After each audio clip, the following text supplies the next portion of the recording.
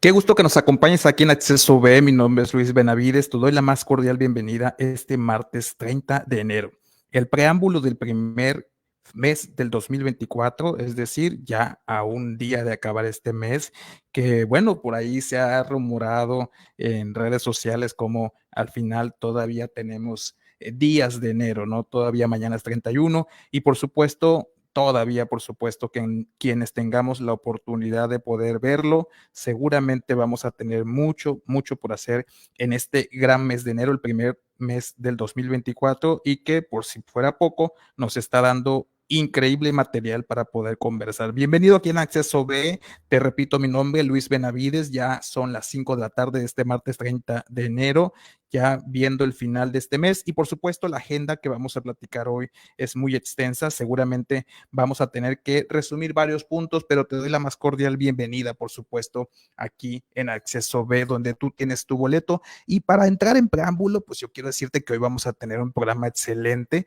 Hoy vamos a estar platicando con dos especialistas muy interesantemente de varios temas que mueven la agenda nacional, pero además de eso, de muchos temas de conversación que seguramente en algunos casos a cada uno de ustedes les estará generando algunas dudas, algunos comentarios o incluso ganas de participar al respecto. Por eso te invito a que te conectes vía digital a través de las redes sociales que tú ya conoces perfectamente. Estamos transmitiendo totalmente en vivo a través de Facebook Live, a través de la cuenta Acceso-B, a través de Radio Choca y a través de nuestros hermanos que se conectan en la zona de la Chontalpa a través de Cámara de la Chontalpa. Muchas gracias a todos estos medios de comunicación que hacen el esfuerzo de poder dialogar y poder entrar en esta conversación, en esta dinámica que por supuesto nos llena mucho, mucho de satisfacción poder conversar con ustedes. También te pido que nos sigas en YouTube, estamos en la cuenta o el canal de YouTube, Acceso-B, ahí suscríbete a nuestro canal, por supuesto darle un like y por supuesto ahí atenderás en tiempo real todos los videos y todas las conversaciones que aquí generamos. Por supuesto, siempre, siempre son bienvenidos. Muchas gracias por estar ahí y también estamos a través de la cuenta de Twitter, antes Twitter, ahora X o ahora X como @chocarradio, ¿no? Y por supuesto las cuentas de Instagram en Radio Choca y por supuesto la cuenta de Instagram Acceso-B. Ahí estamos en conversación. Hoy vamos a tener en el estudio a Memo Fernández, Guillermo Fernández Ulloa, que es CEO de Vivos, es una gran consultoría en imagen pública, imagen política, que seguramente nos va a atender varios temas importantes que por supuesto serán de trascendencia en la conversación. Y por supuesto también vamos a tener a mi tocayo desde la Ciudad de México, el economista Luis Ángel Martínez Ramírez, quien se va a conectar para poder platicar de muchos temas al respecto de la agenda nacional, específicamente, bueno, de este tema de la filtración de los datos personales de los periodistas de la conferencia mañanera y por supuesto lo tenemos que ver desde el ángulo de los datos, ¿no? ¿Qué es lo que implica esta situación? Y todo al respecto de esto será una gran conversación y también vamos a platicar del tema de las famosas pluris. ¿Quiénes realmente van a entrar en esas listas? Bueno, tenemos que platicar con alguien que maneje los números, las estadísticas y que por supuesto genere de alguna manera la comparativa entre datos de las elecciones pasadas y este año que se aproxima, año electoral. Entonces, pues ahí vamos a estar en conversación, vamos a estar muy, muy, muy metidos en el tema y por supuesto te invito a que vayas compartiendo esta conversación en las redes sociales, en tu cuenta de Facebook, a través de WhatsApp, a través de las redes sociales que a ti mejor te parezcan, que nos dejes tu comentario, que platiques al respecto, que en el caso de los especialistas puedas también interactuar con ellos y hacer preguntas las que tú así desees. Por supuesto, eso para nosotros nos hace muy, muy, muy mucho más grandes de lo que estamos haciendo. Así que quédate aquí con nosotros en Acceso B y vamos dando comienzo a esta pequeña introducción que he preparado para ti, para poder conversar de los temas. ¿De qué estamos hablando a nivel nacional? Creo que eso es importante, ¿no? Al final de cuentas es ver cuáles son los temas más importantes de la agenda pública y por supuesto, pues hay temas que han simbrado la agenda nacional en lo político, como el revivir casos que no habíamos visto ya en algún tiempo y que quizás ahí vale la pena mencionar en tiempos electorales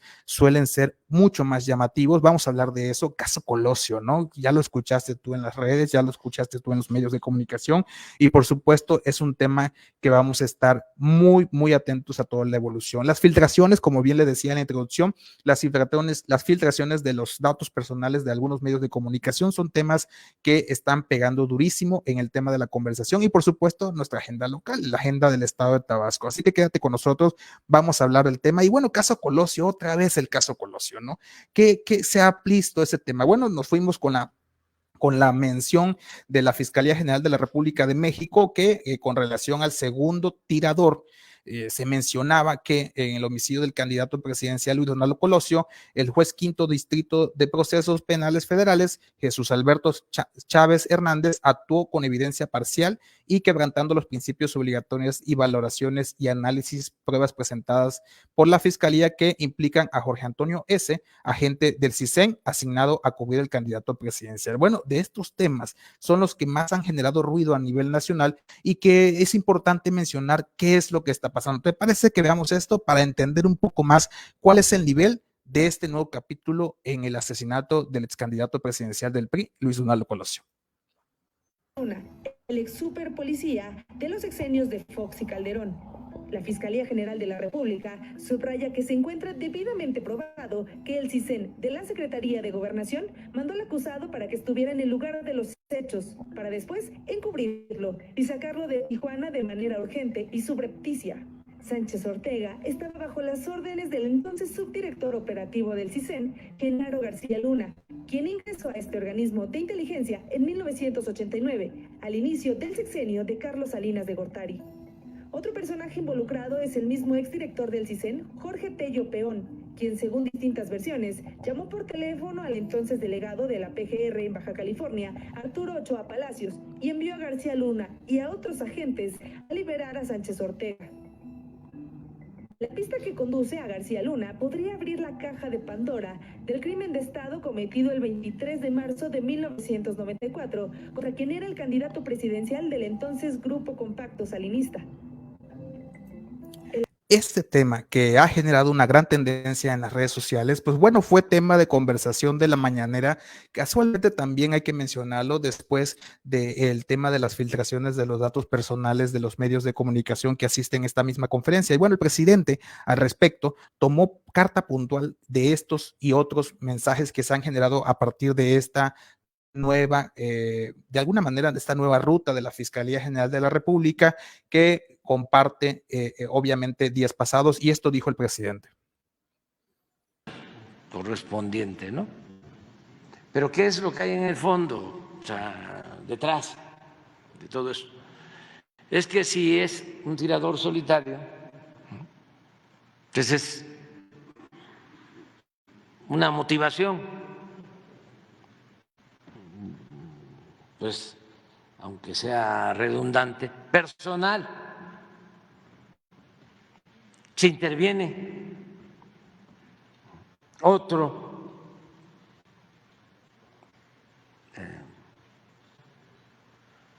personaje y además es de una institución del Estado y hay una connotación distinta. Pero hay que agregar que a este personaje, según la investigación de la Fiscalía, quien va a rescatarlo es nada más y nada menos que García Luna, que trabajaba en el CISEN. Eso es lo que dice la Fiscalía. Entonces no es, en efecto, cualquier cosa.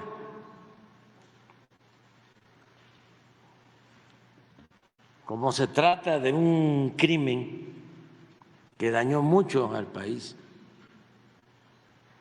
y además que no se debe de tolerar ningún crimen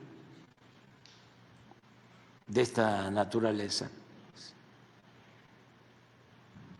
no se puede permitir la impunidad. O sea, aquí sí aplica la no repetición, que esto es gravísimo.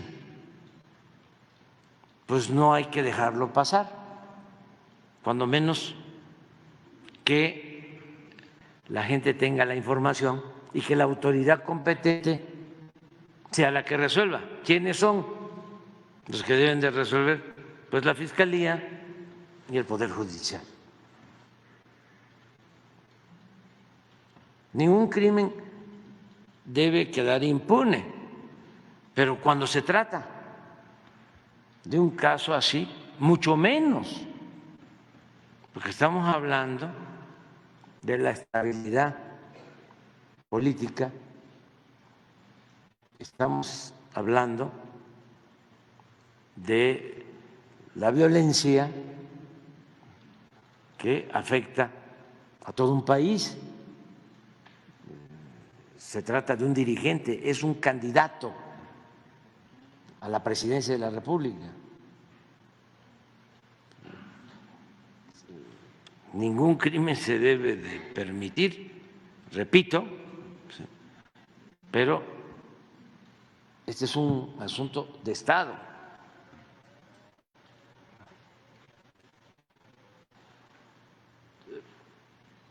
Por lo general, las máximas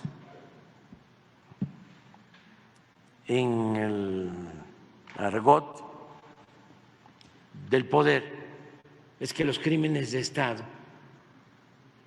nunca se aclaran. Entonces, no debemos nosotros decir, ya, vamos a darle vuelta. Derivado de toda esta conversación que se ha generado a través de esta tribuna tan importante de la Presidencia de la República, de estos, de alguna manera, estos nuevos, esta nueva ruta que ha tomado la Fiscalía General de la República en medio de una elección, es importante mencionar también la parte que proviene de la familia. ¿Qué dijo el todavía alcalde de Monterrey, Luis Donaldo Colosio, que pues obviamente lleva el nombre de su padre difunto, asesinado hace muchos años? Al respecto de esto mencionó en esta nueva incursión de la investigación de la Fiscalía General de la República. Veamos lo que dijo. Apelando pues a la compasión del presidente, yo diría que mejor indulte a Mario Burto, que lo indulte, que ponga un carpetazo final a este asunto, que permita que tanto mi familia como México sanemos, que iniciemos un camino hacia la reconciliación a través del perdón, pero sobre todo a través del respeto, a dejar esto pues ya pues en manos de otra justicia, que la justicia mexicana pues quedó a deber en su momento y hoy lo que queremos es pues vuelta a la página. Importantísimo este mensaje que genera el hijo de quien está haciendo hoy de alguna manera mencionado, traído de nueva cuenta a la agenda, que no es la primera vez que surge este tema en estos tiempos electorales. En el pasado ha sido un argumento. De hecho, el mismo Luis Donaldo Colosio ha dicho al propio partido que le dio la candidatura en su momento al PRI que era su padre un material de reuso en ese partido cada vez, en cada momento que así le convenía. Entonces, estas voces se han hecho muy fuerte presentes y no ha quedado ahí. El presidente también respondió a este mensaje de Luis Donaldo Colosio Riojas, que es el hijo y también es alcalde de Monterrey y también será, si así lo permite la votación y muy probablemente así sea, será senador de la República por Movimiento Ciudadano. Así le respondió el presidente también hoy en la mañanera a Luis Donaldo Colosio Riojas. Entonces, pero a lo mejor él tiene información sobre esto y sería muy bueno que la aportara. Y yo no estoy cerrado, no tengo ninguna intención de utilizar una situación tan lamentable con propósitos políticos, mucho menos con propósitos politiqueros. pero sí es importante de que no haya impunidad si se trata de un crimen, ¿sí?, que, de acuerdo a la Fiscalía,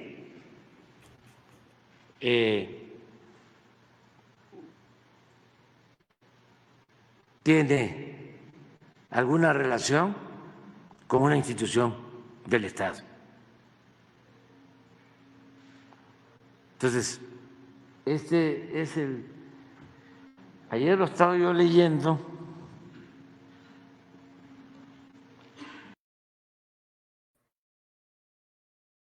Derivado de toda esta conversación que se está generando, estaremos muy atentos a cada uno de los temas que se están manejando a través de la nueva ruta de investigación que la Fiscalía General de la República ha emprendido y que también ha hecho mención el presidente, que será la Fiscalía General de la República, que será a través del Poder Judicial, con lo que se actuará con estricto apego a derecho. Entonces, estaremos viendo este tema. Sin embargo, no deja de ser mencionado en la agenda nacional, una agenda que, por el tema electoral y político que se vive en nuestro país, sin duda alguna está retumbando en diferentes ángulos a través de diferentes voces, y estaremos viendo y estaremos escuchando muy paulatinamente, o muy más bien rápidamente, todos estos escenarios que les estoy comentando en esta introducción. Y bueno, también vamos a hablar del tema de las filtraciones de los datos personales de cerca de más de 200 periodistas o medios de comunicación. Al respecto de estas conferencias de mañaneras, vamos a platicar con diferentes temas al respecto: hackeo, omisión, vulnerabilidad, y bueno, todo este tema que se ha subido al ring político, ¿no? También de la agenda local, es importante mencionarlo, sin ánimos de generar una controversia, más que la opinión de cada uno de ustedes, por supuesto, es quien ustedes la debe generar.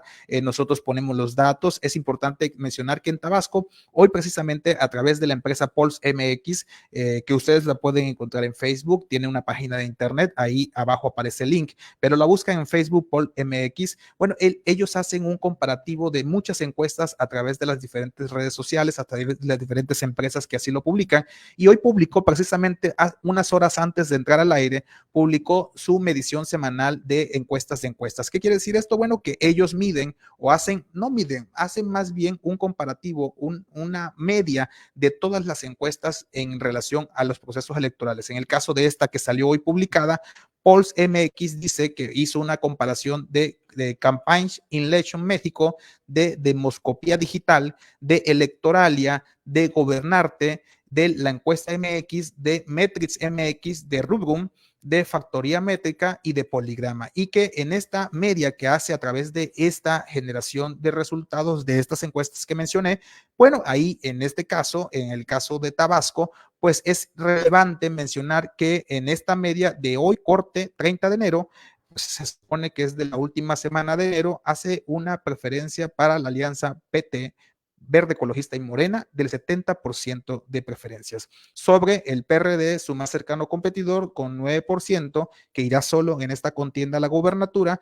y sobre 8% del PRI, y el PAN 5%, y Movimiento Ciudadano 5%. Ahí están los datos, cada quien lo debe mencionar. Y también mencionar que en la agenda local, hoy a través de rueda de prensa, precisamente en el tema del gobierno de la futura elección de gobernador, pues se está diciendo que el vocero del ya candidato Javier May Rodríguez, Fernando Vázquez Rosas, anunció que sí participará el candidato de Alianza Morena, PT y Verde en los dos debates que el Instituto Electoral tiene programado, ¿no? Y por supuesto no debemos dejar a un lado este tema de las cuestiones violentas que se han vivido en el estado de Tabasco. Ayer en Tiapa hubieron hechos delictivos que llamaron la atención, y por supuesto vamos a estar muy atentos a todos estos temas. Pero bueno, de todo y esto y más vamos a estar conversando esta tarde de martes 30 de enero aquí en Acceso B. Ya se encuentra en el estudio nuestro primer invitado, Guillermo Fernández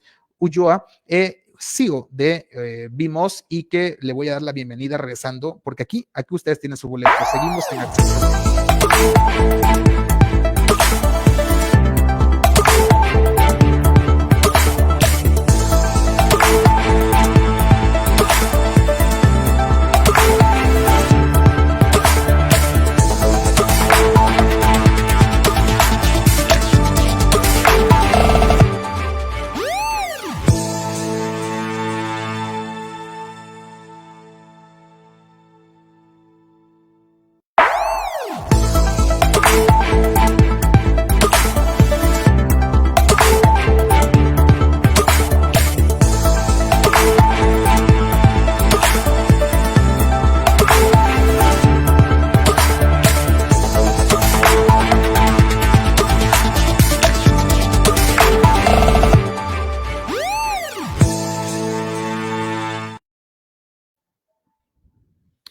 Ya estamos de regreso aquí en Acceso B, gracias por seguir en sintonía.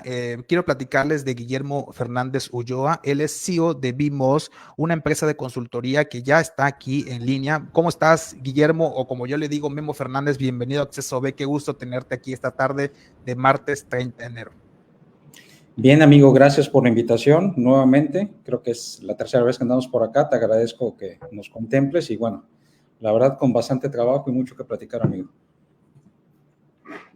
Sí, precisamente veo mucho dinamismo en parte de tus marcas, en parte de las empresas con las que estás trabajando en relación a tu empresa BMOS, una empresa de consultoría de imagen pública, obviamente no solamente de la política, sino de empresas de marca, incluso de marca personal. Pero, ¿quién mejor que tú para contarnos al respecto? ¿Qué estás haciendo, Memo, en este momento al respecto de BMOS y qué nos puedes compartir?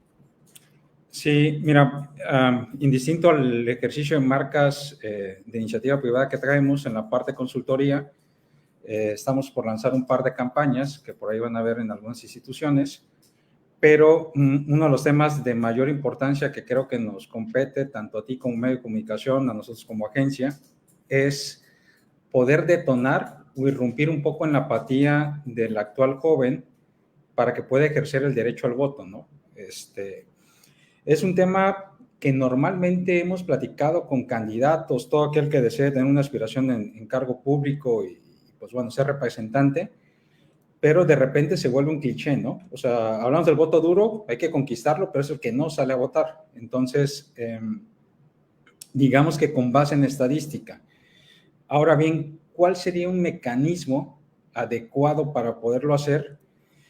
Es el hecho también de decirles que un adulto realmente en los últimos años, pues es quien ha dirigido el tema de quién finalmente queda electo. Y veía una campaña muy padre que en su momento tuvo Trump, que aparecían un par de personas ya de cierta edad, donde finalmente decían, pues yo tiene más de 40 años que no piso en escuela, ¿no? Yo estoy por jubilarme, yo ya no pago impuestos, etcétera, etcétera. Entonces, el mensaje se me hace poderoso porque al final de cuentas, el ejercicio actual realmente debería irrumpir en el hecho de realmente salir a ejercer el voto, más allá de tener comentarios en redes sociales, hacer hilos, todo este tipo de dinámica que tenemos como manera muy activa, pero con poco alcance, queda en la red y no sucede ningún ejercicio posterior, ¿no? Por ello creo que al final de cuentas, este periodo electoral, indistintamente a ver personas jóvenes como parte del requisito de un partido, sí es importante comenzar a contar relatos, o sea, y esto hablo para la figura pública o para la parte del candidato, porque al final del día, en los últimos periodos, han tratado de posicionarlo más a partir del miedo que de la esperanza, ¿no? Y finalmente es un ejercicio que mueve un poco más, o es un poco más enérgico en esta cuestión de comunicación, pero valdría la pena sí poder generar que permita con distintos mensajes que el joven realmente salga a votar, de entrada se interese y sepa qué sucede al momento que vota. O sea, voto, elijo, ¿qué sigue? O sea, realmente tener esa secuencia. Fíjate, Memo, que relevante a lo que estás comentando, creo yo que es importantísimo comentarlo y compartirlo al auditorio, que ¿por qué traes al tema relevancia, no? Mencionamos detrás de cámara hace un momento en precisamente nuestro canal de WhatsApp y hablábamos de toda esta tendencia de la juventud, del voto joven que va a estar en este proceso electoral, y aquí lo hemos venido discutiendo con varios analistas, varios especialistas, y bueno, esta gráfica la encontré de la empresa Trendo, este gran proyecto que les invito a que nos ve y nos escucha, que lo puedan bajar en internet.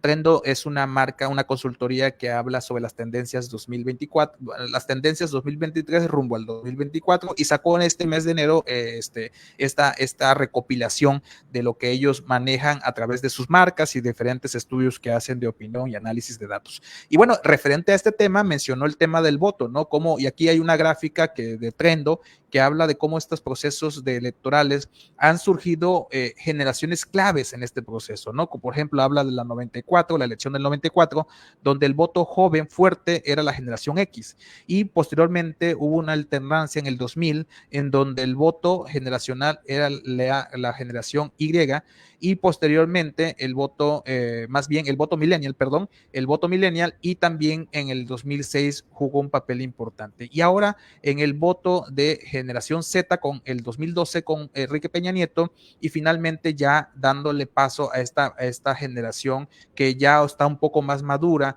y que va de alguna manera a entrar en una interacción muy precisa con la generación que se denomina como generación de cristal, y que bueno, es al final de cuentas, y es algo que tú estás mencionando aquí, ese voto, si lo englobamos en todo este rango de generación, hemos venido hablando aquí en el estudio sobre el tema de qué tan importante es este voto para estos proyectos que se están avecinando en las campañas electorales. Y en el caso específico de la presidencial, pues evidentemente juega un papel importantísimo, ¿no? Esa generación, esas generaciones que convergen entre los 18 y 39 años, que compaginan de este tipo de importancia demográfica, y que pudiera ser de alguna manera clave en el proceso electoral que viene, ¿no? Entonces, relativamente a eso, ¿por qué lo menciono? Porque tú nos haces un buen análisis de por qué se tiene que poner ojo, diríamos por ahí, ojo al chícharo, con el tema de cómo estos proyectos políticos, estas figuras públicas políticas que aspiran a un cargo de elección popular, tienen que hablarle a esa juventud, a ese voto que se juega ahorita un papel importante. Yo creo que el primer reto es para esas generaciones de votos jóvenes, que el primer reto es si van a salir a votar el próximo 2 de junio, porque ese sería el primer reto que tendrían que superar todas estas figuras públicas y todos estos partidos políticos. Y a partir de ahí, por supuesto, la propuesta, el contraste, el debate, quizás tendría parte para poder imaginarnos ya posteriormente a estas jóvenes, a estas juventudes, poder ver hacia dónde se puede ir inclinando, hacia qué balanza se puede ir inclinando, si al proyecto por ejemplo, en la presidencial, al proyecto de la continuidad, que de alguna manera figura Claudia Sheinbaum, al proyecto como lo denominan ellos, Corazón por México, que abandera Xóchitl Gálvez, y también, pues no hay que menospreciar al proyecto de Movimiento Ciudadano, con este jaloneo de candidatos o precandidatos que siempre sí, que siempre no, pero al final de cuentas al proyecto de Movimiento Ciudadano, que son las tres ofertas que ahí están.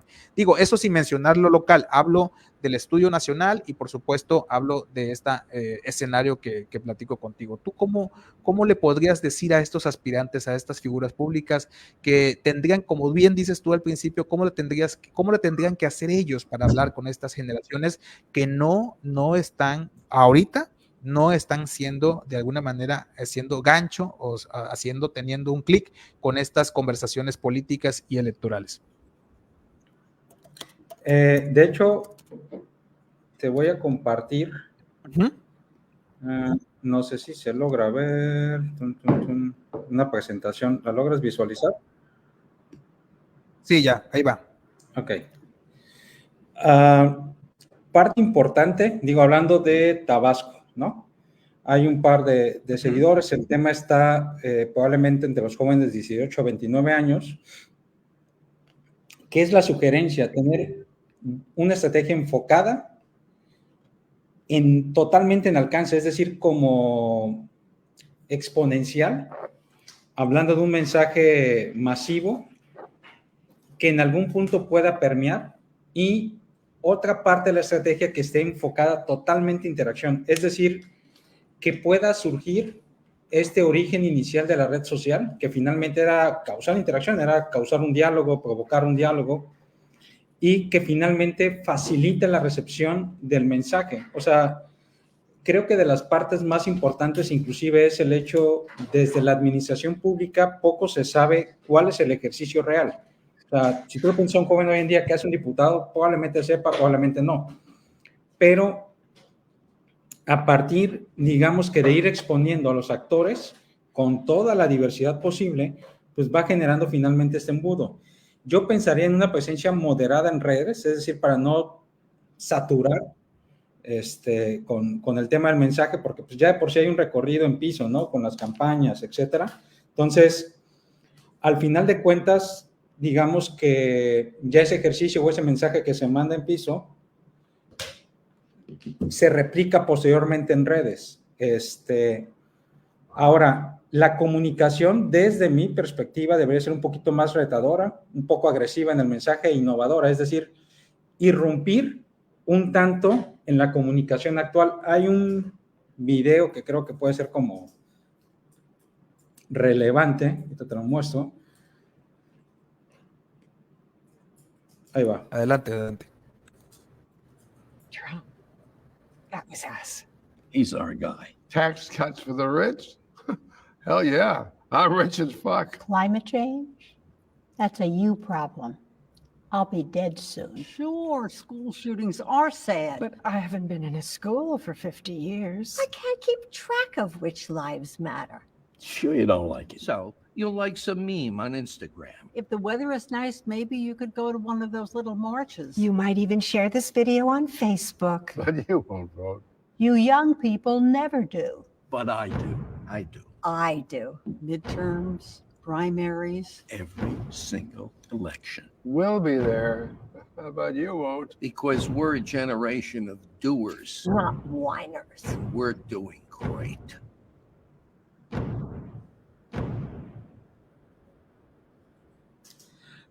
Interesante, interesante. Habla por sí solo el video y haces una referencia interesante de lo que estás diciendo y de la ausencia, o más bien de la posibilidad de las consecuencias de la ausencia de ese voto joven. Pero adelante, explícalo mejor tú, amigo, que eres el experto. Sí, por eso finalmente hablaba de irrumpir en ese ejercicio de comunicación. No es ya como lo que estamos acostumbrados a ver anteriormente, ¿no? Una botarga, cosas de ese estilo que finalmente le hablan a un infante y no a un adulto joven.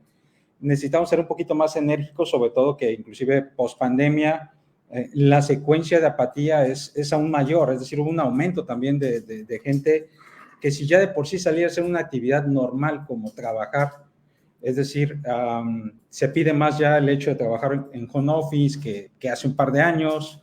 Entonces, salir a votar es importante. Entonces, es como, ¿a qué salgo? ¿No? O sea, finalmente no tiene un hecho trascendente, son los mismos, etcétera, etcétera, etcétera. El argumento que se quiera tener como pretexto para no salir,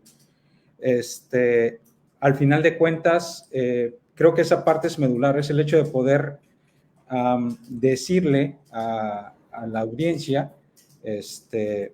con un mensaje fuerte y claro,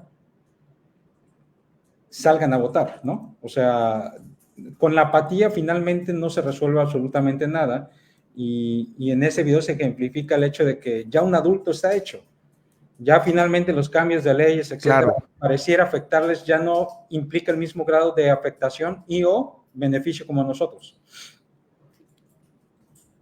Claro, perfecto. Y bueno, en este caso, Memo, ahí ejemplificas muy bien el tema de por qué es importante que los jóvenes atiendan a este llamado, ¿no? Esta responsabilidad que tienen rumbo al 2 de junio, ¿no? Independientemente de cuál sea su preferencia. Y ya también platicabas un tema de cómo algunas figuras públicas o políticas tendrían que estar viendo la estrategia de una manera diferente, ¿no? No más allá.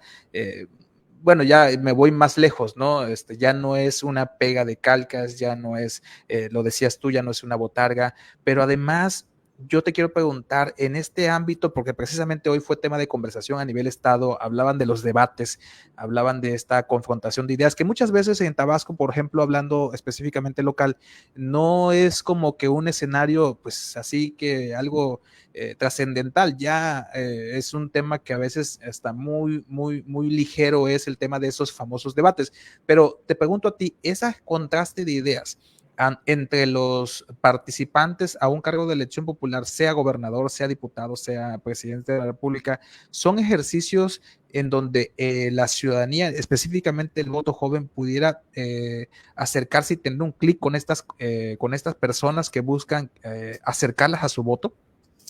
Sí, claro. Digo, actualmente hay un ejercicio muy marcado, ¿no? En las campañas, pocos cuentan un poquito su relato, o sea, inclusive saber quiénes son, de dónde vienen, trayectoria, etcétera. Porque al final de cuentas todos y a todos en algún momento nos impacta la historia de vida, es decir, porque viene del mismo lugar, porque probablemente tuvo una condición laboral similar a la mía, una niñez parecida a la mía.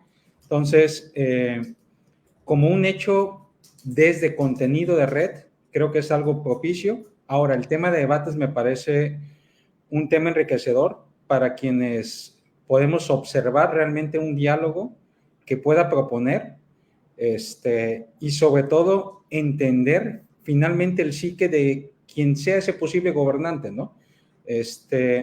Hablando inclusive desde la estructura personal y posteriormente la estructura política, porque al final de cuentas, si la estructura personal no es firme y no es un carácter definido, difícilmente la acción política vaya a surgir en un beneficio para quienes nos gobiernen, ¿no? En ese sentido. Entonces, creo que sí vale la pena el hecho de poder tener un checklist y entender exactamente a cada uno de los candidatos, porque muy posiblemente, pues algunos tengan un par de propuestas más enfocadas a ciertas decenales de edad,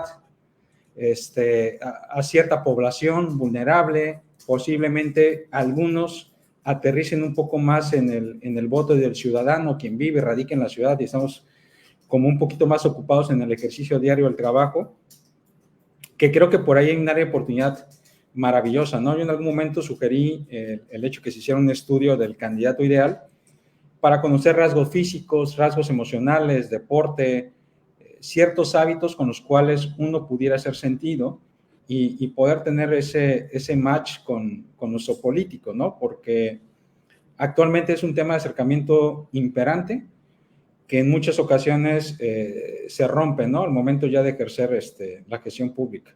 Pero creo que el hecho del debate me parece un ejercicio sano.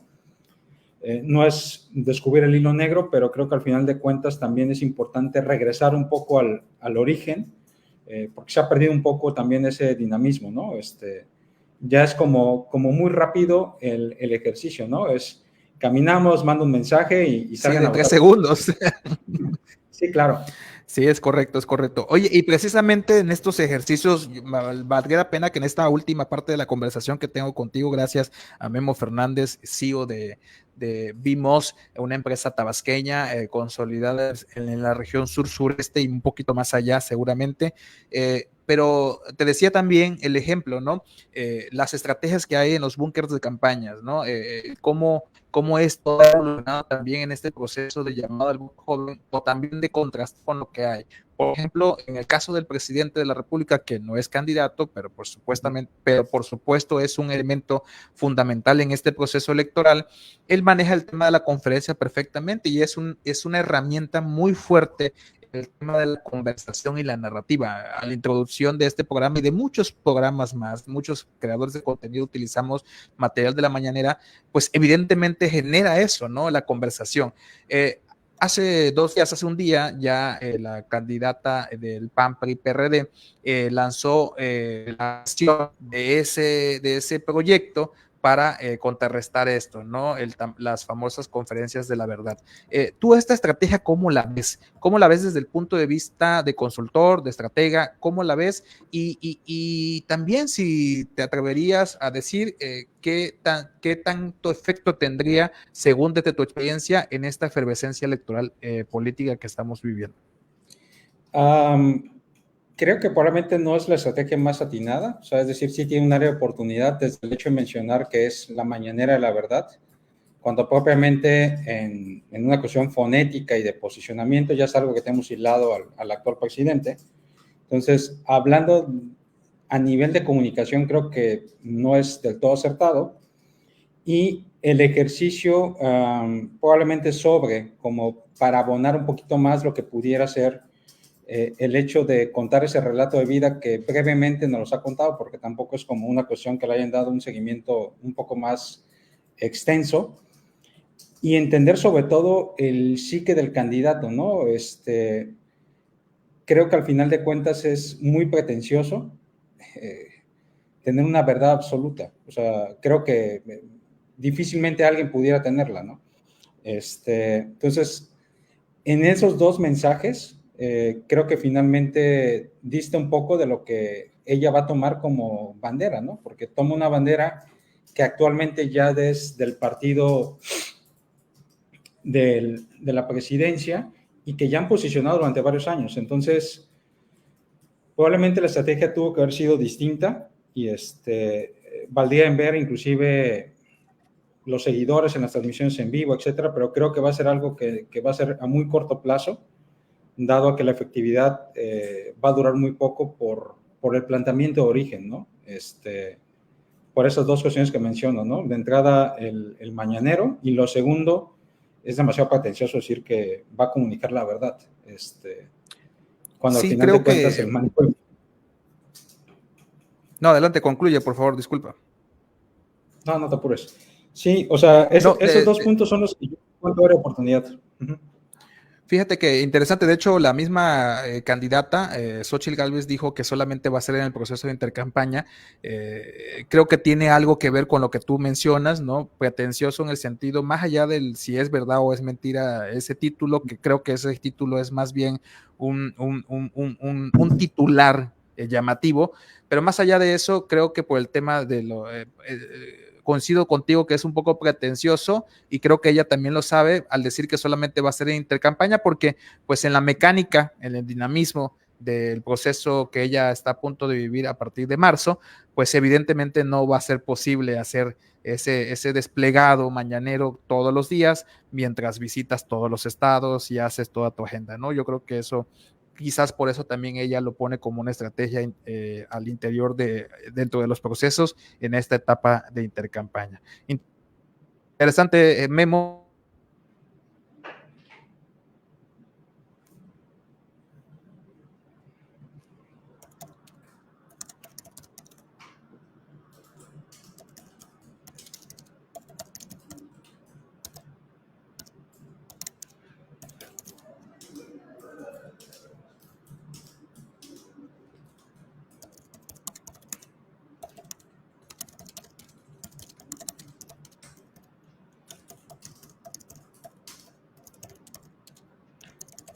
Memo.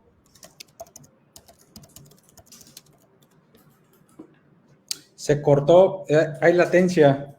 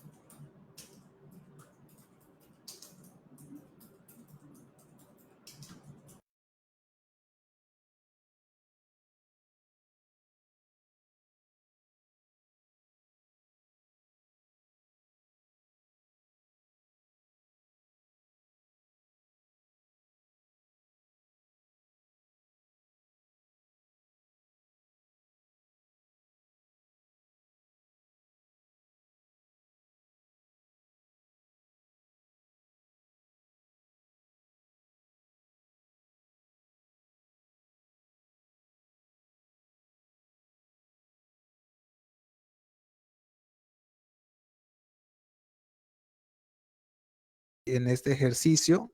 Ya estamos de regreso aquí en Acceso B. Tuvimos un pequeño problema de conversación en este tema. El tema de las redes sociales luego suele ser un tema que se nos complica dependiendo a veces el tipo de procesos que estamos viviendo aquí. De hecho, debo decir que en la ciudad de Villahermosa estamos ya en un tema nublado. Se pronostica que seguramente ustedes estarán viviendo, los que nos ven y nos escuchan a través de las líneas y las redes sociales de Tabasco, estarán viendo que estamos en un proceso nublado en este tema. Pero bueno, regresamos con Memo. Gracias a Memo por haber estado aquí con nosotros. Ya estamos ya a punto de recibir a nuestro siguiente invitado y por supuesto es importante que sigamos esta conversación. Hoy vamos a platicar también de temas muy específicos sobre lo que viene en este proceso de esta conversación y esta narrativa. Hablábamos del tema de las filtraciones.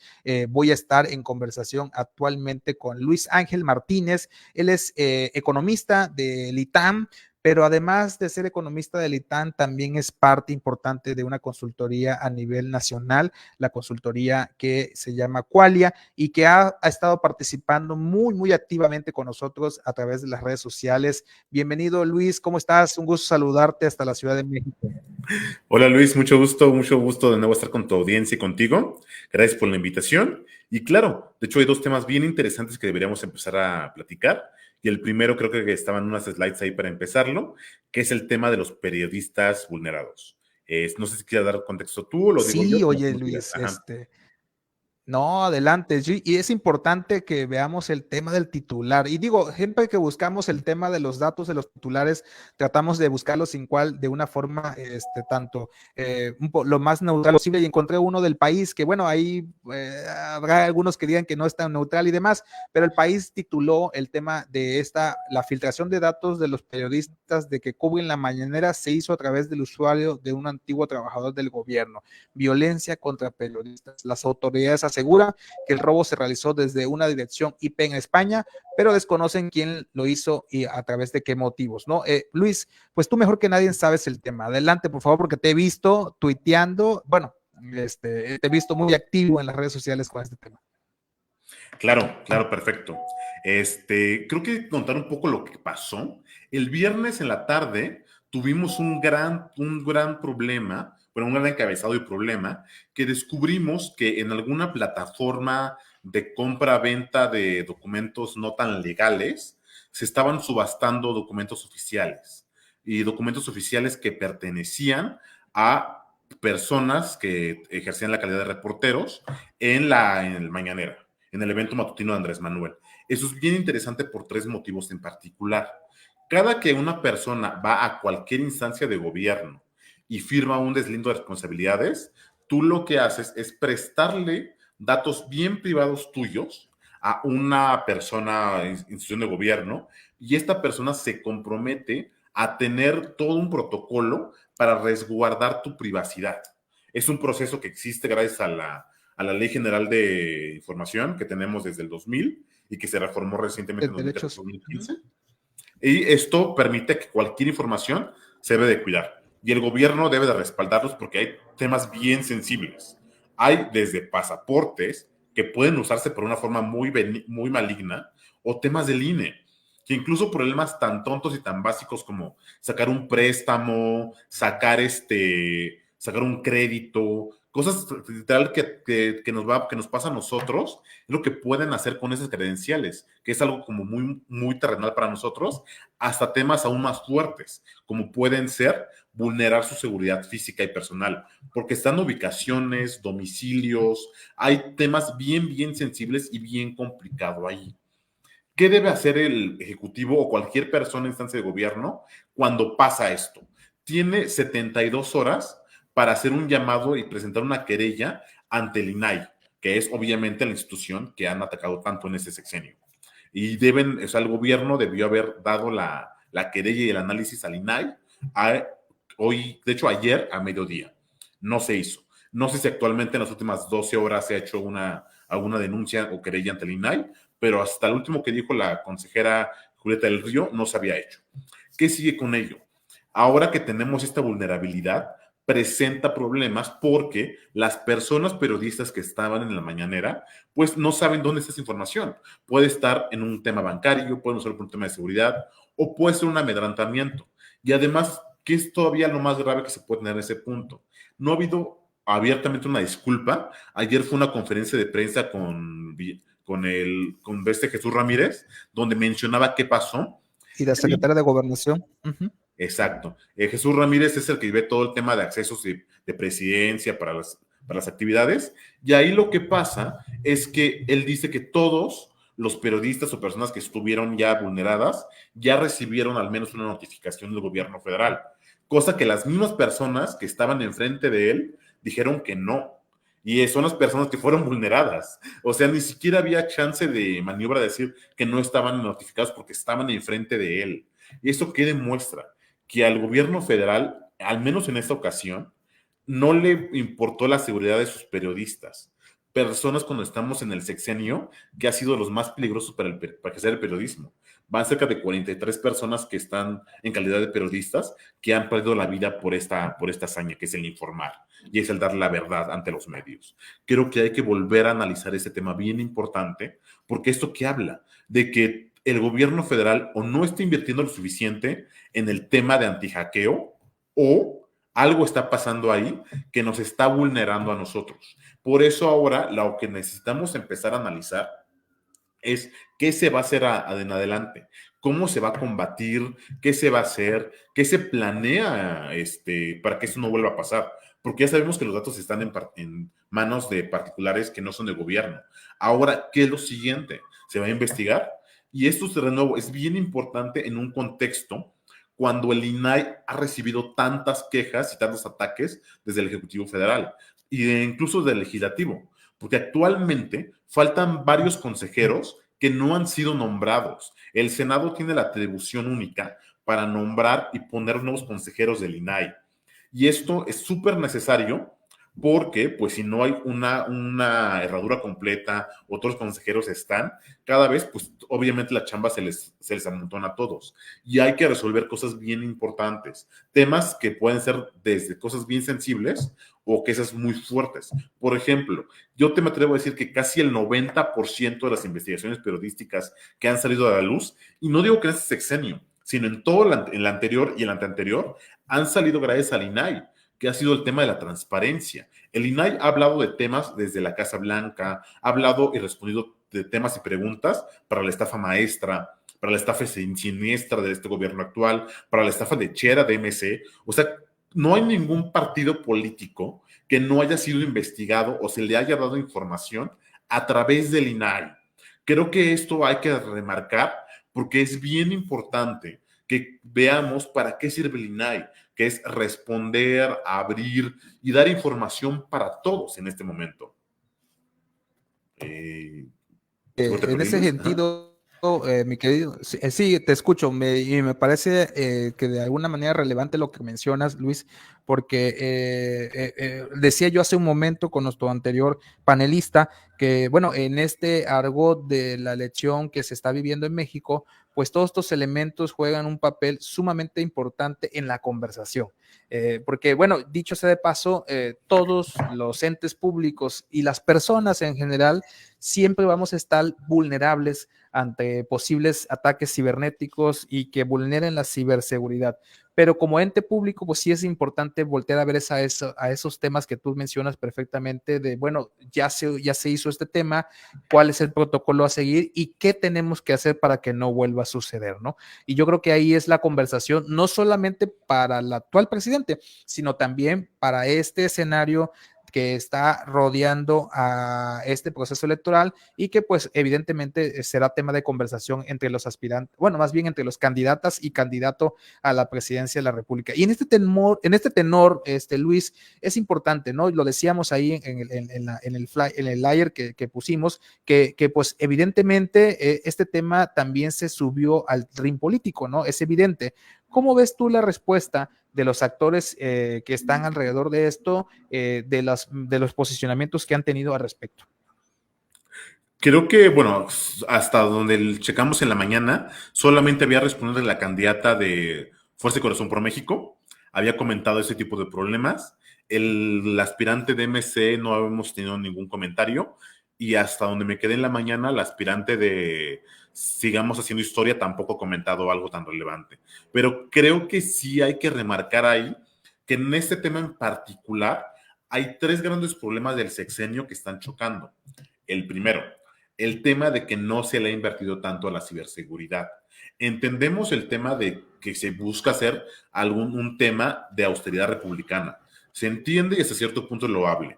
Pero habían dicho siempre que la austeridad no iba a ser un austericidio. Tenemos este tema o un tema de medicamentos también que ha pasado. Pero bueno, hablemos de esto, que es tan importante, porque en este mismo sexenio también, la Secretaría de Gobernación pidió todo el padrón completo, con huellas, nombres y todo al INE para un tema de seguridad. Obviamente no se le dio, pero si se lo hubiera dado, también hubiéramos estado susceptibles los cerca de 98 millones de lista nominal a un tema de hackeo y tendríamos el crimen organizado poder tener esta información. Es el primer tema. Queda, cuando la austeridad se vuelve austericidio, hay que analizar exactamente qué estamos haciendo mal. El segundo tema que tocan es el tema de los periodistas. Esta información, de nuevo, no fue a ciudadanos comunes, fue a personas que buscan la nota, que muchos de ellos, muchos no, han contrariado al presidente. Hablemos de una Denise Dresser, hablemos de algunos periodistas de Animal Político, que no son necesariamente medios que están a favor del régimen. Y el punto número 3, la polarización y el ataque sin pruebas de algo.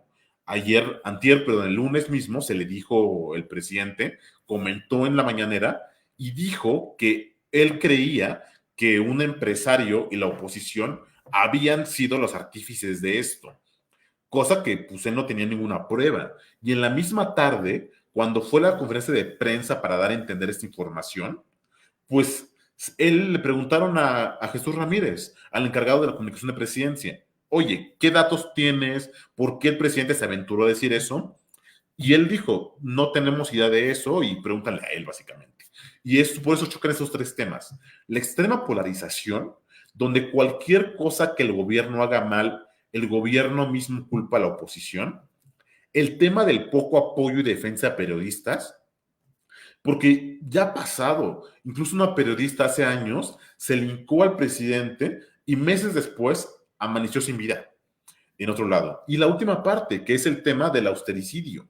Hay que empezar a revalorar. Yo creo que hay temas donde necesitamos invertir más. El tema del hackeo es algo sumamente importante. Incluso se había analizado a través de la razón que se fue esta investigación, que no ha habido una inversión fuerte en temas de seguridad más que en pago de internet. Básicamente nada más pagan para que tengan internet en las instalaciones, pero no hay una investigación, un ahorro, una nube, un servidor. Ellos, incluso la respuesta de Jesús Ramírez y su encargado de desarrollo tecnológico, dijeron eso, que ellos no pagan nada externo porque lo hacen internamente.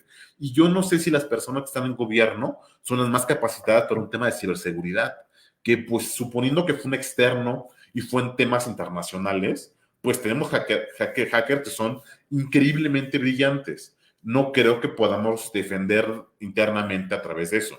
Hay cosas que hay que subcontratar y creo que es muy caro, pero pues es la información y la privacidad de todos, es la seguridad de todos. Y en un mundo tan globalizado y en un tema donde tenemos todo en la nube, pues hay que pensar y reflexionar esto.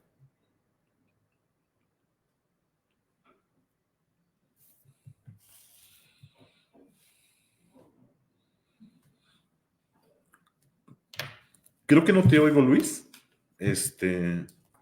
Discúlpame, sí, te decía yo que hace algunos 2 programas atrás que platicamos con asesores de ciberseguridad al respecto de este gran proceso de blindaje a la seguridad de los datos personales, de los datos de la empresa y de obviamente lo que genera esto. Hablábamos, por ejemplo, de ejemplos como del Instituto Nacional Electoral ante CIFE, que recordarás, Luis, que en algún momento un partido político se vio involucrado en la venta del padrón electoral que se le dio a través del Instituto Nacional, del Instituto Federal Electoral en ese momento, y de cómo a partir de ahí se generó, vuelvo a repetir, ya se vulneró ciertas circunstancias. Tienes que ver cómo se genera a partir de ahí nuevas herramientas para valorar lo que se dejó de hacer, lo que se hizo quizá regular y poder hacer un mejor papel. Y hoy, por ejemplo, el Instituto Nacional Electoral, ahora INE, lo mencionabas tú hace un momento, pues fue un tema de conversación, el gran costo que generaba blindar sin duda la información más valiosa de este país, que es la lista nominal de electores y que por supuesto tiene los datos de todos y cada uno de los que aquí vivimos y tenemos una residencia oficial en México. Entonces, yo creo que ese tema vale la pena conversarlo desde un punto de vista técnico, profesional y normativo, en el sentido de mejorar y, por supuesto, de atender estos temas. Luis, ¿ibas a decir algo más al respecto? No, claro, de hecho quería ligar con lo que acabas de decir de lista nominal para el siguiente tema. No sé si quisieras abordar otro tema más. O ok, perfecto. No, sí. No, le seguimos con el andamiaje político que tenemos aquí presente. Sin duda es un tema que habíamos platicado tú y yo de qué íbamos a conversar. Y pues bueno, al respecto tienes un tema ahí importante. Hace unos días tú tuiteaste muy activamente en redes sociales sobre el tema de las pluris. Y realmente es un tema de conversación porque independientemente de la cuestión política, de lo que se dijo, de los personajes y demás, ¿qué es lo que está realmente pasando con el tema de las pluris a propósito del proceso electoral que estamos viviendo? Claro, justamente lo que estamos enseñando en este tema es, vamos a analizar ahora qué está pasando en el andamiaje. ¿Qué sucede al tema electoral hablando de la lista nominal? Quería ligarlo en el tema de que vamos a tener las elecciones más grandes de la historia, lo sabemos. Va a haber más de 20,000 cargos de elección popular que se están en estos momentos llegando.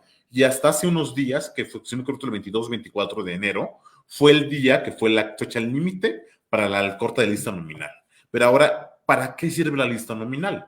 Básicamente, a diferencia del padrón, que el padrón es donde en teoría deben estar todos, la lista nominal son las personas que pueden asignarse que van a votar. La diferencia en el padrón y la lista nominal es que a veces en el padrón puede haber personas muertas, personas con doble dirección, como que no está completamente depurado. Y en la lista nominal ya aparecen justamente los que van a aparecer para votar. Ahora, ¿qué hacemos con esto? Después de ello, llegamos a un punto de hablar de las elecciones que van a pasar en el 24, y hace unos días, si no me equivoco, fue sábado o domingo, los partidos políticos en sus consejos políticos nacionales, llámese PAN, PRI y PRD, ya sacaron sus listas de las personas que van como plurinominales. El país se divide en 5 grandes etapas, que aquí los tenemos coloreados de una forma distinta, que esas son las del PRI, pero en general trabajan para todos los colores y demás. Estas 5 grandes etapas son las circunscripciones. El país se agrupa en 5 grandes circunscripciones para trabajar las listas nominales. Cada partido da una lista de alrededor de 30 personas que pueden llegar en caso de que tenga votos su partido. De entrada, los partidos deben cumplir con el 3% para conseguir siendo partido, que es lo que, por ejemplo, pasó hace 6 años con el PES. El PES perdió el registro y a pesar de que su coalición ganó, no pudo meter candidatos plurinominales en sus listas porque perdió el registro. Y ahora, ¿qué es lo que estamos viendo ahora mismo para llegar a este gran paréntesis?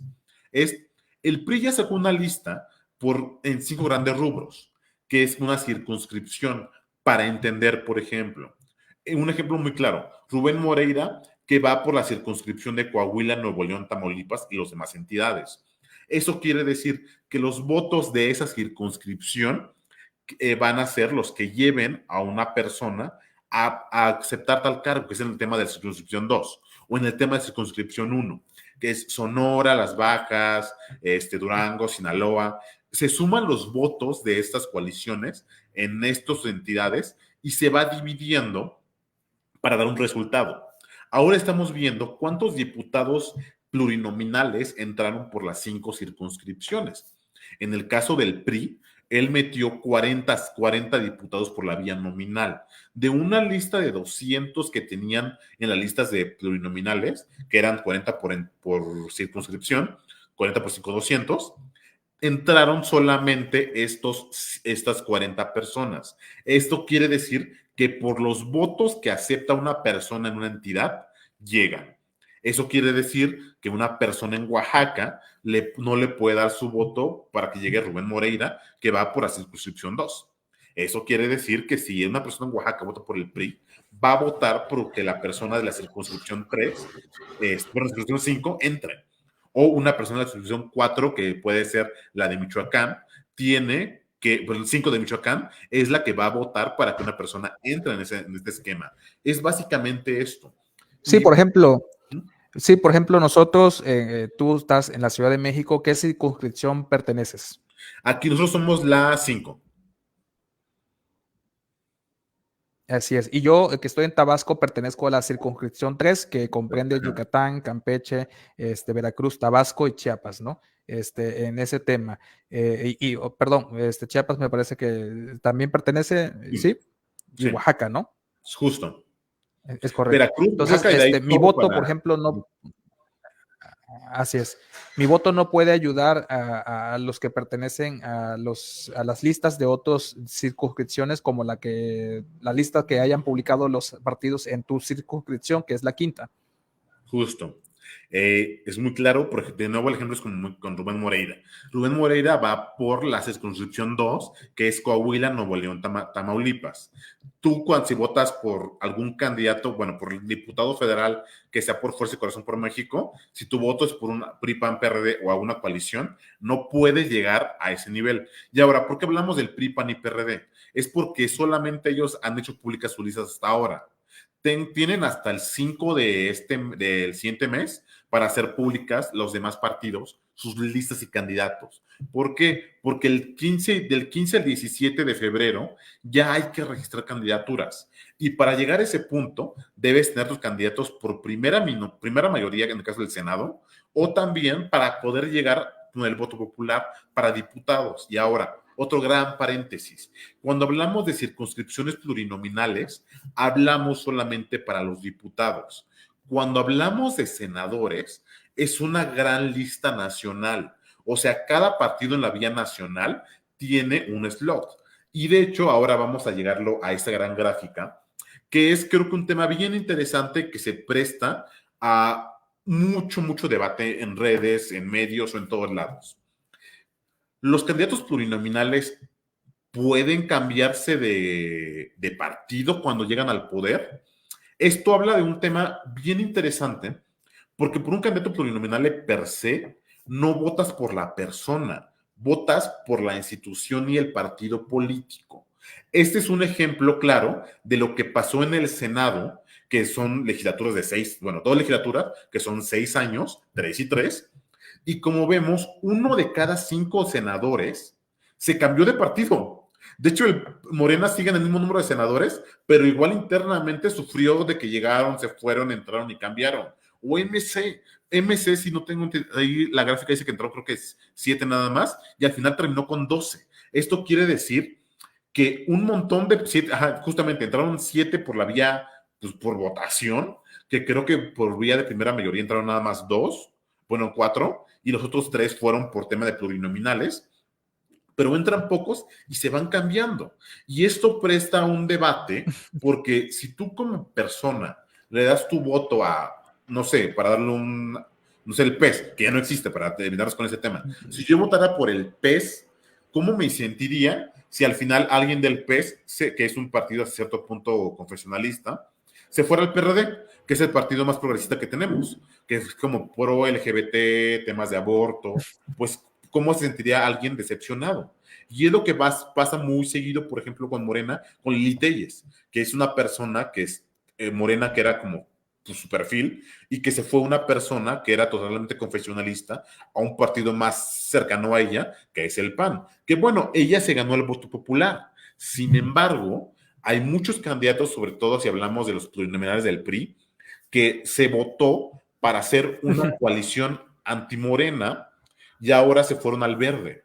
Creo que eso habla fuerte de lo que deberíamos analizar, porque si una persona, de nuevo, aunque suena muy repetitivo, le da su intención de voto a una alianza que es anti cierto gobierno, o al revés, si una persona le da su voto pro gobierno, ¿cómo se sentirían que ahora esta persona pues se vaya a ser antigobierno o viceversa?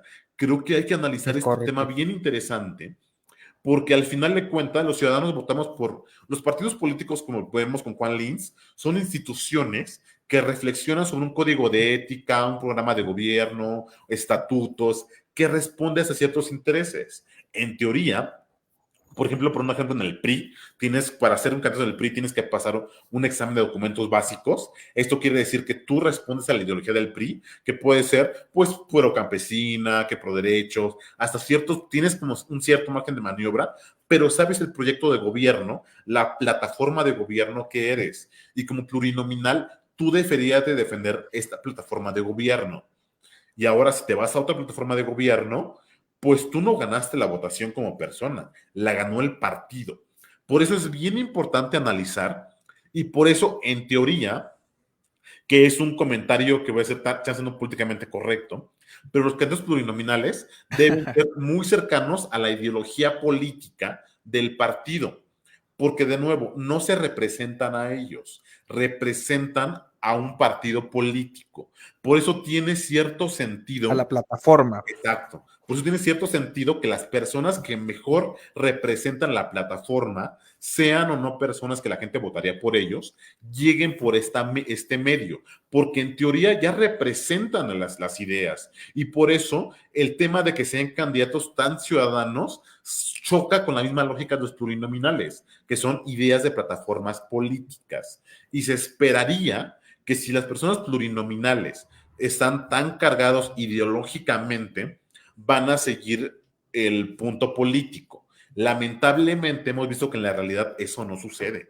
Un claro ejemplo, Claudia Ruiz Massieu, que fue secretaria general y después presidenta de un partido político, abandonó esa bancada y ahora no sabemos exactamente qué tipo de plataforma política enarbola. No quiero siquiera decir que es buena o mala legisladora, porque eso es otro debate. El tema es si ella llegó defendiendo una plataforma política, ¿por qué ahora debería estar en otra? ¿No sería mejor que renunciara a su cargo y alguien que sí defiende la plataforma llegue a este cargo? Creo que es un tema del debate que deberíamos empezar a analizar rumbo a la próxima elección, para que no pase esto otra vez. Sí. Y de hecho son temas relevantes que hay que analizar porque indudablemente después de cada gran elección, como cada 6 años, siempre se abre la discusión para el tema de reformar o adecuar nuestra reforma política electoral, que generalmente pues siempre sufre ciertas modificaciones post de elecciones, ¿no? Y que es un tema interesante el que estás comentando y que además, Luis, Tocayo, es un tema que fue agenda política, bueno, fue en agenda de la narrativa nacional. Tú recordarás que se recriminó mucho las listas plurinominales del PRI y del PAN, pero en la esencia, como tú bien lo dices por ahí, pues evidentemente ellos estaban blindando su andamiaje de conveniencia política en la plataforma en la que cada uno de ellos está militando, ¿no? Pero bueno, ahí la narrativa fue diferente, ¿no? La narrativa fue alejado de los ciudadanos y pues son las únicas que podemos debatir porque las otras listas todavía no las conocemos de los otros partidos. Claro, y justamente por eso ahorita los mapas que vimos es nada más sobre el tema PRI-PAN-PRD, porque ellos ya son públicas. Y de nuevo, puede ser un poco reiterativo, pero justamente esto creo de los plurinominales, que ellos representan una plataforma de gobierno, ellos deberían representarla, sentirla, y cuando van a estar en el legislativo, deberían actuar bajo ciertos parámetros de un código de ética, proyecto de acción, programa de gobierno. Este tipo de cosas defienden los plurinominales. Por eso es tan complicado que puedan llegar a ser ciudadanos. Creo que es otro debate bien interesante y podríamos empezar a analizar otras formas de democracia indirecta. Porque esto de los plurinominales es esto, democracia indirecta. Votamos por una idea y un programa, no unas personas y un candidatos. Para ello existe otro esquema bien distinto. E incluso hasta pensando en el absurdo casi de los candidatos ciudadanos, existe la vía por el voto directo. Si yo quiero ver ciudadanos, existe el tema de los candidatos independientes, que deberían ser 100% ciudadanos, que deberían representar un programa de gobierno de una persona nada más que representa cierto clivaje muy particular y muy centralizado. En un tema casi utópico, yo qué candidatos ciudadanos quisiera ver, algún especializado como en el tema de cáncer, por ejemplo, alguien especializado en el tema, no sé, anticorridas, alguien especializado en un tema de feminismo. Creo que es el tipo de proyectos de gobierno que deberíamos tender a posteriori a través de candidaturas ciudadanas independientes. Claro, obviamente este tipo de proyectos deberían estar en los partidos políticos también, pero si quisiéramos una idea clara, esto tenemos. Y creo que justamente tanto buscábamos algo similar a lo que te estoy comentando, que en estas mismas elecciones, al menos para candidatos presidenciales, no llegó ningún candidato que podemos llamar ciudadano. O sea, no abanderado por partidos políticos, porque ninguno alcanzó siquiera el mínimo para esto.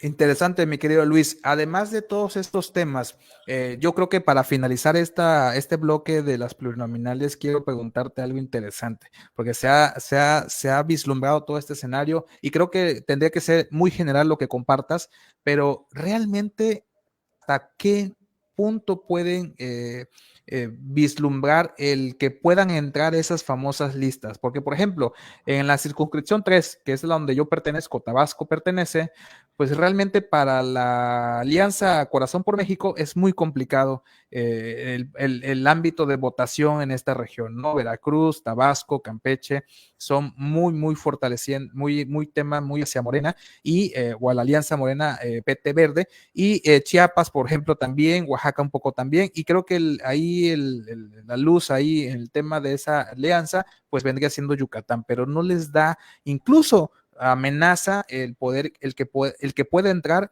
el gobernador en funciones todavía de allá de Yucatán, ¿no? Por ejemplo, Mauricio Vila, ¿no? ¿Cuál es tu escenario en este reacomodo de posiciones? ¿Crees que tengan un andamiaje interesante en estas posiciones, estos partidos que ya hicieron pública su lista? Nada más en este punto para analizar, Vila va para el Senado, así que es la voto total del PAN y es plurinominal. Perdón, es cierto, es correcto, es correcto. Yo creo que sí va a llegar porque está entre 6, creo que es el número 6, si no me equivoco, que está que es candidato al Senado del Estado de México, pero yo creo que pues es por primera minoría, es muy básico que la alianza PRI-PAN-PRD va a ganar por lo menos primera minoría en el Estado de México, pero bueno, ahora en el tema de cómo le viera al menos a esta coalición en el sur. Al menos en los datos anteriores que tenemos en 2021, sabemos que en cada circunscripción hay 40 lugares. De nuevo, 40 por 5 son 200, que son 200 plurinominales. Y de estos 40 que tenían para elegir, solamente entraron de la alianza PRI, PAN o PRD, entraron nada más 14 en la circunscripción 3, que es la tuya. Esto quiere decir que los otros 26 lugares los ocupó Morena y MC, que MC no creo que haya sido más de 1 o 2 por el tema de la votación, pero mucho más de la mitad de los lugares los ocupó Morena. De nuevo, yo con excepción de Yucatán, veo complicada que lleguen muchos números, al menos la coalición y la alianza en la 3, donde creo que va a haber más números de la 3, perdón, de la alianza PRI-PAN-PRD. Yo creo que la 1 y la 2, de la alianza, va a ser entre la 1 y la 2, por el tema de los estados norteños, de Sonora, Coahuila, Nuevo León. Al menos hay un bloque bien marcado del priismo en el eje Coahuila, Nuevo León, Durango, que es yo creo que donde más votos van a sacar. Pues creo que la 1 y la 2 para el PRI va a ser de la mejor posible. Yo creo que la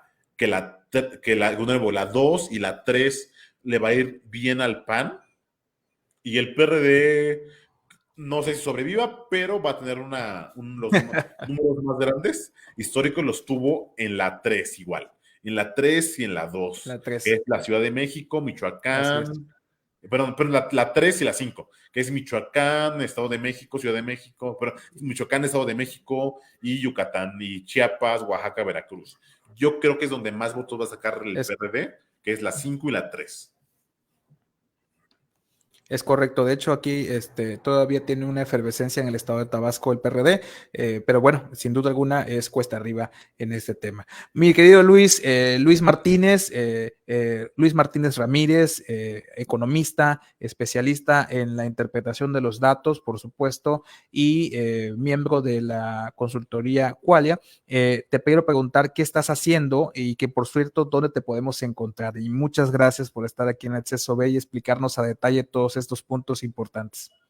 Gracias, Luis, por tus comentarios. Y nada más para cerrar, pues como dices, yo veo toda la información estadística y datos de Qualia en la consultoría, que hablamos de temas legales y legales, económicos y legislativos, y también ahora también electorales. Yo me pueden seguir en Twitter, que es @Luis_MartínezRZ. Y como siempre, un gusto conectar contigo, Luis. Saludos.